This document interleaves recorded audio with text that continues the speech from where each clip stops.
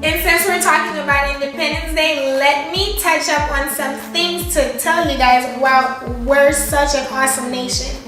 Haiti got their Independence Day on January 1st, 1804.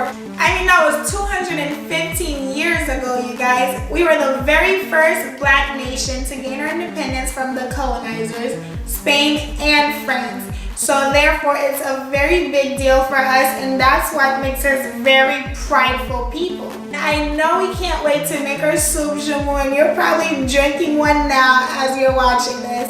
And I'll join you in a little bit later. But I am so very proud of what us Haitians has done and where we've come and all of that we've been through, from the earthquakes. But you know, we're very resilient. And then we always come back on top, and that is why we're the very first nation to gain our independence 215 years ago from slavery.